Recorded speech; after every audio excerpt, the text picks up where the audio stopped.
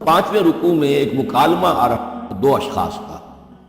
ایک شخص وہ ہے کہ جس کو اللہ نے دنیاوی نعمتیں جو بھی اس دور کی تھیں بھرپور دی ہیں، مادی وسائل بھرپور دے رکھے ہیں، اور وہ اس قدر اس کا معاملہ ٹھیک چل رہا ہے کہ ہوتے ہوتے اس کی نگاہ اب اللہ کی طرف سے ہٹ کر ان مادی اسباب و وسائل ہی پر جم گئی ہے، اس کا توکل اور اعتماد اسی پر قائم ہو گیا ہے۔ ایک دوسرا شخص ہے دنیاوی اعتبار سے مرفع الحال نہیں ہے، اس کے پاس دولت نہیں ہے، دنیاوی چیزیں نہیں ہیں، لیکن وہ اللہ تعالیٰ کی معرفت اسے حاصل ہے۔ وہ اس دولت مند آدمی کو کوئی نصیحت کرتا ہے کہ تم اللہ کو بھول گئے ہو، تمہیں چاہیے کہ ان تمام چیزوں کے اوپر جو بھی اللہ نے تمہیں دی ہیں اس کا شکر ادا کرو، اس کا حق ادا کرو۔ لیکن اس نے اپنے گھمنڈ میں آ کر اسے بہت تلخ جواب دیا،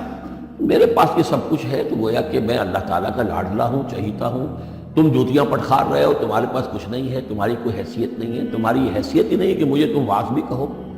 لیکن یہ کہ اس پر پھر جو ان کے درمیان معاملہ ہوا تو انہوں نے کہا اس شخص نے کہ ہو سکتا ہے کہ اللہ تعالیٰ تمہارے اس سارے دولت کو اور مال و اسباب کو ضائع کر دے،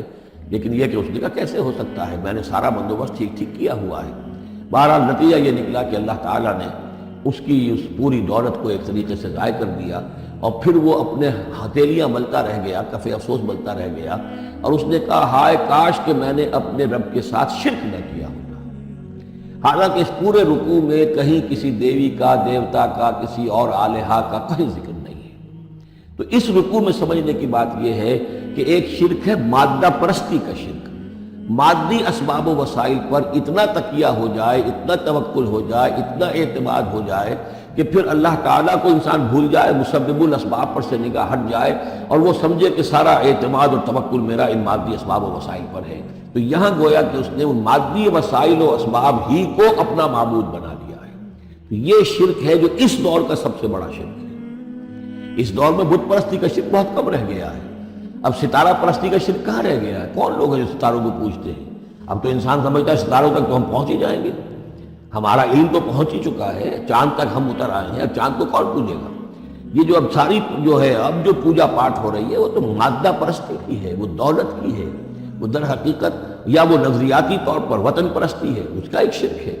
تو یہ اس دور کے شرک کو سمجھنا بہت ضروری ہے، اور یہ رکوع اس اعتبار سے کہ اس میں کسی دیوی دیوتا کا ذکر نہیں ہے، تو شرک کون سا کیا اس نے؟ وہ شرک یہی ہے کہ اس نے دنیاوی مال و اسباب اور مادی اسباب و ذرائع کے اوپر اپنے سارے توکل کو جو ہے اس کے ساتھ منسلک کر دیا، یہی گویا کہ اس کو معبود بنا لینا ہے۔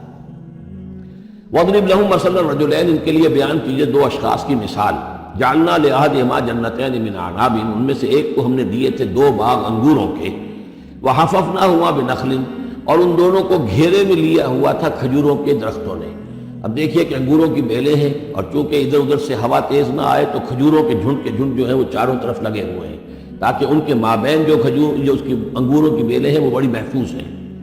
وجعلنا بینہما زرعا، ان کے درمیان کھیتی بھی تھی، یعنی یہ کہ اناج کا سامان بھی ہے اور انگوروں کی بیلیں بھی ہیں، اور یہ کہ کھجوروں کے درخت بھی ہیں۔ کلتا الجنتین آتت اکلہا، اور وہ دونوں باغات اپنا پھل دیتے تھے، ولم تظلم منہ شیئا، سال بسال پھل آ رہا ہے، سال ہر سال ہو گئے، ہر سال پھل آ رہا ہے، اس میں کوئی کمی نہیں کرتے تھے۔ جب یہ چیز چلتی رہتی ہے تو آدمی کا خود بخود ایک توکل جو ہے وہ اس چیز کے ساتھ وابستہ ہو جاتا ہے، وہ بھول جاتا ہے کہ اس کی اللہ تعالیٰ کے فضل و کرم سے ہے یا اللہ کے اذن سے ہے، بلکہ یہ کہ وہ انہی چیزوں کو سمجھ بیٹھتا ہے کہ یہ دائم ہے اور قائم ہے۔ وَفَجَّرْنَا خِلَالَهُمَا نَهْرًا، اور ہم نے ان کے مابین ایک نہر بھی نکال دی تھی، آب پاشی کا بھی پورا نظام موجود ہے۔ وَكَانَ لَهُ ثَمَرٌ، اور اس کے میوے بھی تھے، یعنی یہ بھی تھا کہ باغ جو ہے پھلا ہوا اس وقت، انگور بھی ہیں اور کھجور بھی جو ہے درخت جو ہے لدے ہوئے ہیں۔ اور ایک اس کا مفہوم یہ بھی ہے میرے نزدیک جو زیادہ راجح ہے کہ اس کو اولاد بھی اللہ نے خوب دی تھی۔ جیسے درختوں پر پھل لگتا ہے تو انسان کے لیے اس کی اولاد جو ہے اس کے پھل کی حیثیت رکھتی ہے، تو گویا کہ اس کو اولاد بھی ملی تھی۔ فَقَالَ لِصَاحِبِهِ وَهُوَ يُحَاوِرُهُ، تو کہا اس نے اپنے ساتھی سے، اور ان سے وہ گفتگو کر رہے تھے، آپس میں گفتگو کر رہا، انا اکثر منک مالا وعز نفرا، میں تم سے کہیں بڑھ کر ہوں مال میں اور نفری میں۔ اب یہ نفری کے حوالے سے میں نے کہا نہ لہو ثمر، اس کے بیٹے بھی تھے، اولاد بھی تھی، تو اس کے حوالے سے وہ نفری کی بات بھی کر رہا، میرے بازو بھی بہت ہیں۔ وَدَخَلَ جَنَّتَهُ، اور وہ داخل ہوا اپنے باغ میں، وَهُوَ ظَالِمٌ لِنَفْسِهِ، اور وہ اپنے جان پر ظلم کر رہا تھا، یعنی اسی گمراہی کے اندر مبتلا تھا، قال ما ظن ان تبید هذه ابدا، انہوں نے کہا میں بھی سمجھتا کہ یہ باغ بھی کبھی اجڑ سکتا ہے، کیا مجھے دھمکا رہے ہو کہ اللہ تعالیٰ جو ہے کہیں تم میری یہ دولت سلب نہ کر لے؟ دیکھو میں نے کھجوریں کس حساب سے یہاں پر لگائی ہیں کہ کوئی اگر آئے بھی، کوئی باد سرسر آئے یا کوئی اور بھی ہوا کا تیز لو کے جھونکے آئیں تو وہ میری انگوروں کے بیلوں تک نہ پہنچے۔ یہ گویا کہ سینٹینلز کھڑے ہوئے ہیں، کھجور کے درخت جو ہیں وہ روک رہے ہیں۔ پھر میں نے یہاں پہ آب پاشی کا نظام ہے، میرے نہر چلی ہوئی ہے، ما اظن ان تبید هذه ابدا، میں نہیں سمجھتا کہ میرا یہ باغ جو ہے کبھی یہ کہ برباد بھی ہو سکتا ہے، وما اظن الساعة قائمة، اور یہ جو تم قیامت وغیرہ کی بات کر رہے ہو، اول تو میرا گمان نہیں ہے کہ کوئی قیامت کھڑی ہونے والی ہے، وما اظن الساعة قائمة، میں نہیں سمجھتا کہ یہ قیامت ہونے والی ہے، ہاں ڈکوسلے سے ہیں، کوئی بڑوں سے سنا تو ہے، اور یہ کہ وَلَئِن رُدِدتُّ إِلَىٰ رَبِّي، اگر مجھے لوٹا ہی دیا گیا اپنے رب کے پاس، لَأَجِدَنَّ خَيْرًا مِنْهَا مُنْقَلَبًا، تو مجھے وہاں لازماً ملے گا بہت بہتر لوٹ کر۔ اب اس کے اندر ایک فلسفہ ہے ان کا کہ جب اللہ نے مجھے یہاں دیا، اللہ کے وہ منکر نہیں تھے، اللہ نے مجھے یہاں دیا ہے تو اس کا مطلب یہ کہ میں چہیتا ہوں، لاڈلا ہوں، یا اللہ نے مجھے کچھ صلاحیتیں دی ہیں، میں نے بڑی عمدہ پلاننگ کر کے باغ بنائے ہیں، سارا اس کا بندوبست کیا ہے، تو یہ میری جو صلاحیت ہے، یہ اللہ کی دی ہوئی جو میرے اندر ہے، یہ جو خیر ہے، یہ کہاں چلا جائے گا؟ آخرت میں بھی مجھے پھر ملے گا اور اس سے بہتر ملے گا، اور تم جیسے یہاں جوتیاں پٹخار رہے ہو ایسے ہی وہاں پٹخارو گے۔ وَلَئِن رُدِدتُّ إِلَىٰ رَبِّي، اگر بالفرض ہو ہی گیا ایسا، لوٹا ہی دیا گیا میں اپنے رب کی طرف، لَأَجِدَنَّ خَيْرًا مِنْهَا مُنْقَلَبًا، تو اس سے بھی بہتر مجھے وہاں پر ملے گا۔ قَالَ لَهُ صَاحِبُهُ، اب اس اللہ کے بندے نے جو نیک بندہ تھا کہا اس سے، اس کے ساتھی نے، وَهُوَ يُحَاوِرُهُ، اور ان سے گفتگو کر رہا تھا، أَكَفَرْتَ بِالَّذِي خَلَقَكَ مِن تُرَابٍ، کیا تو نے کفر کیا اس ہستی کا جس نے تجھے مٹی سے بنایا، ثم من نطفہ، پھر گندے پانی کی بوند سے بنایا، ثم سواک رجلا، پھر تجھے ایک پورا انسان بنا کر کھڑا کر دیا۔ اب یہاں نوٹ، تجھے کفر کون سا کیا؟ یعنی یہ کہ وہ رب مان رہا ہے اللہ کو، اور رب کے ساتھ اس نے کسی اور کا ذکر نہیں کیا ہے، مطلب یہ کہ آخرت کا انکار در حقیقت اللہ کا انکار ہے۔ اگر تم آخرت کے بارے میں جو کہہ رہے ہو کہ نہیں میں نہیں سمجھتا کہ یہ کوئی ہونے والی بات ہے، تو چاہے تم اللہ کو اب اقرار کر رہے ہو، لیکن حقیقت میں اگر آخرت کو نہیں مانتے تو گویا کہ اللہ کا انکار ہے۔ لَٰكِنَّهُ اللَّهُ رَبِّي، لیکن جہاں تک میرا معاملہ ہے، میں نے تو اللہ کو اپنا رب مانا ہوا ہے، وہی میرا مالک ہے، آقا ہے، وَلَا أُشْرِكُ بِرَبِّي أَحَدًا، اور میں اپنے رب کے ساتھ کسی کو شریک نہیں ٹھہراتا۔ وَلَوْلَا إِذْ دَخَلْتَ جَنَّتَكَ قُلْتَ مَا شَاءَ اللَّهُ، اور کیوں نہ ایسا ہوا کہ اللہ کے بندے جب تو اپنے باغ میں داخل ہوا، تو نے باغ دیکھا، پھلا ہوا ہے، ہرا بھرا ہے، ہر طرف منظر جو ہے بڑا دل خوشکن منظر ہے، تو کہتا ماشاء اللہ۔ یہ پھر وہی مجلسی کلمہ آ گیا جس میں توحید کوٹ کوٹ کر بھری ہوئی ہے، ماشاء اللہ، یہ جو اللہ نے چاہا، جو اللہ نے چاہا، یہ سب اس کے فضل و کرم سے ہے۔ لا قوت الا باللہ، کوئی طاقت نہیں ہے اللہ کے سوا، اگر اللہ کی طرف سے یہ بات نہ ہوتی تو میرے اندر کوئی صلاحیت نہیں تھی، اللہ ہی کی ہے در حقیقت، یہ دین ہے اسی کی عطا ہے۔ ان ترنی انا اقل منک مالا و ولدا، اگر تم دیکھ رہے ہو کہ میں تم سے کم ہوں مال میں بھی اور اولاد میں بھی، فعسى ربی ان یؤتینی خیرا من جنتک، تو مجھے تو میں اپنے رب کے بارے میں یہ یقین ہے کہ وہ جب چاہے مجھے تیرے باغ سے بہتر باغ دے سکتا ہے، وَيُرْسِلَ عَلَيْهَا حُسْبَانًا،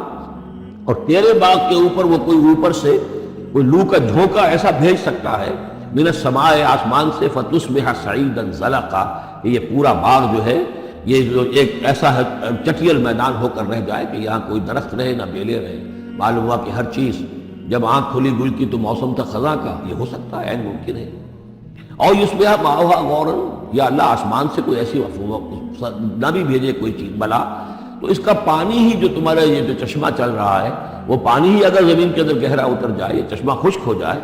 فلن تستطیع لہ طلبا، اور پھر تو پانی کہیں سے لا نہ سکے، تو یہ باغ خود بخود اچڑ جائے گا۔ یہ سارے امکانات ہیں، مسبب الاسباب نے تمہارے لیے اس وقت سارے اسباب جمع کر رکھے ہیں، جب چاہے گا ان میں سے کسی ایک سبب کی بھی اگر تناب کھینچ لے تو یہ سارا معاملہ جو ہے یہ تو شیش محل کی طرح کا ہے، ایک ہی جو پتھر ہے وہ اس سب کو چکنا چور کر دے گا۔ وَأُحِيطَ بِثَمَرِهِ، معلوم ہوتا جو بہت ہی کوئی اللہ کا پہنچا ہوا شخص تھا، جو اللہ کا دوست تھا، اور اس کا دل دکھایا اس شخص نے، جس کو تانا دیا اسے انا خیر من، انا اکثر منک مالا و ولدا، تو اس حوالے سے اس کا دل دکھا ہے۔ اور یہ جان لیجئے کہ کسی اللہ والے کا، من عادى لي وليا فاذنته للحرب، تو ایک حدیث قدسی ہے، جو شخص میرے کسی ولی کے ساتھ دشمنی کرے پھر میری طرف سے اس کے خلاف اعلان جنگ ہے، تو اس نے چونکہ یہ دل دکھایا ہے۔ فارسی کا ایک شعر بھی بڑا مزیدار ہے کہ ہیچ قوم را خدا رسوا نہ کرد، تا دلے صاحب دلے نامد میں درد۔ اسے صاحب دل کے جو دل کو ٹھیس لگتی ہے، درد اس کے اندر پیدا ہو جاتا ہے، صاحب دل کو اللہ کی محبت اس کے دل میں ہو اور اسے ٹھیس پہنچے، تو تا دلے صاحب دلے نامد میں درد، ہیچ قوم را خدا رسوا نہ کر۔ قومیں بڑی رسوا ہو جاتی ہیں کسی ایک اللہ والے کی کہ دل جو ہے اس کی دل کو اگر تکلیف پہنچے تو وہی تب اس ہمارے ہی اس کا سارا ثمر سمیٹ لیا گیا۔ اللہ تعالیٰ نے جو کچھ اس کو دیا تھا وہ سلب کر لیا، باغ بھی ختم ہوا، اولاد بھی ختم ہوئی۔ فَأَصْبَحَ يُقَلِّبُ كَفَّيْهِ عَلَىٰ مَا أَنفَقَ فِيهَا، تو وہ رہ گیا اپنے ہاتھوں کو ملتا ہوا، اپنی ہتھیلیوں کو ملتا ہوا، جسے ہم کہتے ہیں کفِ افسوس ملنا۔ يُقَلِّبُ كَفَّيْهِ عَلَىٰ مَا أَنفَقَ فِيهَا، جو کچھ اس نے خرچ کیا تھا، انویسٹ کیا تھا، محنت کی تھی، کتنا عرصہ لگا تھا اس باغ کے پلاننگ میں، باغ کو اس نے لگایا تھا، کہاں کہاں سے پودے لایا ہوگا۔ ما انفق فیہا وہی خاویۃ علی عروشہا، اور وہ باغ جو ہے گرا پڑا ہوا تھا اپنی چھتریاں کے اوپر، کیونکہ جو انگور کی بیلیں ہوتی ہیں وہ ٹٹیاں ہوتی ہیں، چھتریاں ہوتی ہیں، وہ سب اوندھی پڑی ہیں۔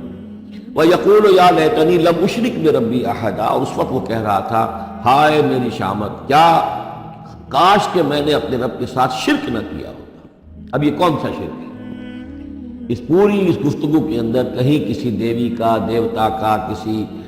کسی کا ذکر نہیں ہے، کسی کی شفاعت کا ذکر نہیں ہے۔ یہ ہے ہمارا آج کا نقشہ مادہ پرستی کا، آج کی ہماری ذہنیت جو ہے پوری کی پوری اس رکوع کے اندر موجود ہے۔ وَلَمْ تَكُنْ لَهُ فِئَةٌ يَنْصُرُونَهُ، اور نہ ہوئی پھر اس کی کوئی جماعت، کوئی اس کی فوج ہوتی جو اس کی مدد کرتی من دون اللہ، اللہ کے مقابلے میں۔ وَمَا كَانَ مُنْتَصِرًا، اور نہ ہی وہ اس قابل تھا کہ کسی سے انتقام لے، کس سے انتقام لے، سارا فیصلہ تو اللہ کی طرف سے ہوا ہے۔ هُنَالِكَ الْوَلَایَةُ لِلَّهِ الْحَقِّ، یہاں تو حکومت اور اختیار کل کا کل اللہ ہی کے لیے ہے، سچے اللہ کے لیے جو الحق ہے۔ یہ ولایا ہے واو کے زبر کے ساتھ۔ والی کہتے ہیں حاکم کو، مالک کو والی، والی سے ولایا بنتا ہے۔ ولی کہتے ہیں دوست، پشت پناہ، اور اس سے ولایا بنتا ہے، ولایت باہمی۔ اللہ ولی الذین آمنوا یخرجہم من الظلمات الی النور، اور الا ان اولیاء اللہ لا خوف علیہم ولا هم یحزنون، یہ ولایت ہے واو کے زیر کے ساتھ۔ اور والی ہونا کسی کا،